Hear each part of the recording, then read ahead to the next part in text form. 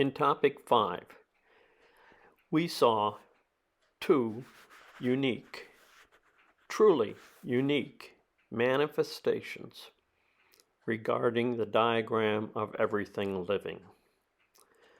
The first was the conversion of a two-dimensional diagram of everything living into a three-dimensional view of the diagram of everything living.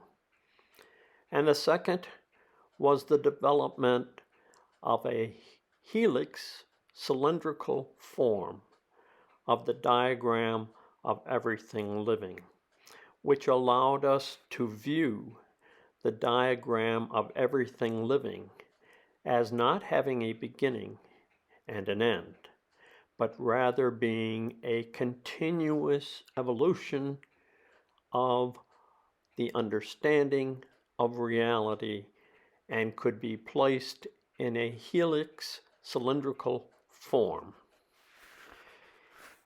Gurdjieff is being quoted in Search of the Being as saying, quote, "In our system, we are created in the image of God, of a Trinity.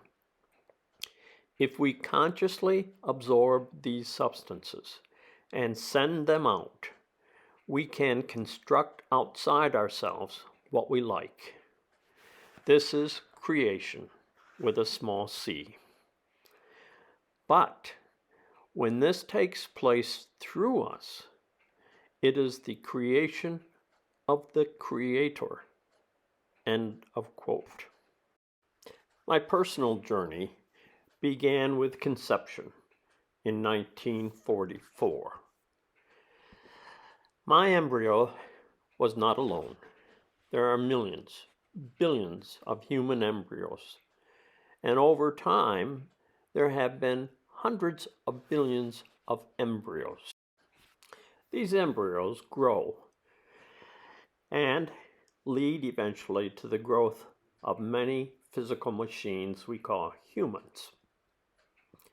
These billions of humans experience three levels: physical desires, emotional desires, and mental desires.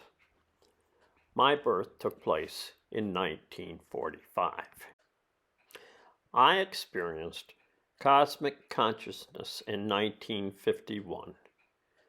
It remains with me today as clear can be. And my magnetic center began to emerge in 1951 with my first experience with cosmic consciousness and continued up through 1961.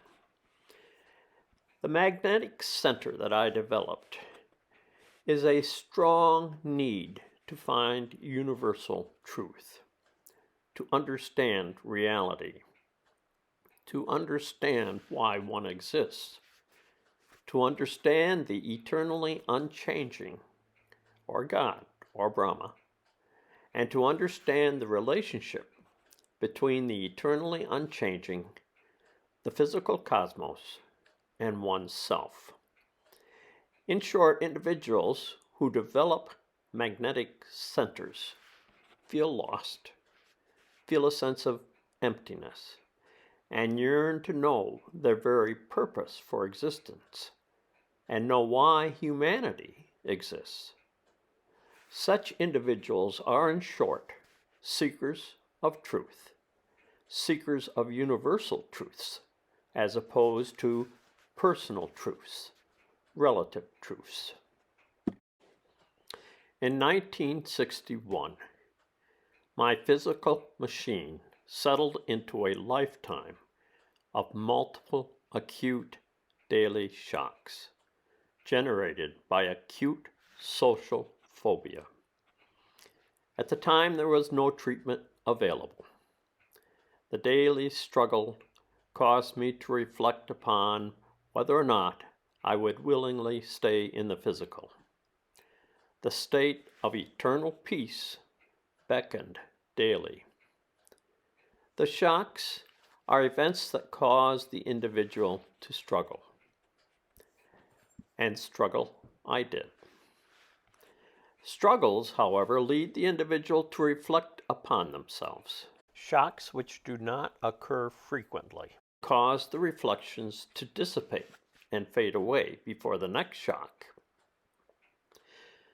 Ouspensky quoted Gurdjieff in The Search of the Miraculous as saying, quote, "What is necessary to awake a sleeping man?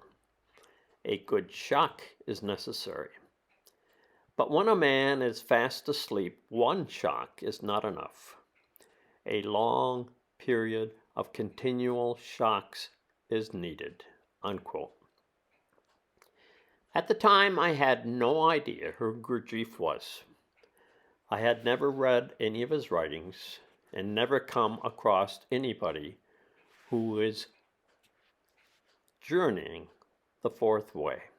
Only shocks, frequent shocks, are able to generate reflections capable of reinforcing the reflections from previous shocks, capable of generating reflections strong enough to throw the individual into the silence over and over with such rapidity as to create automatic reflex oscillation in and out of the silence.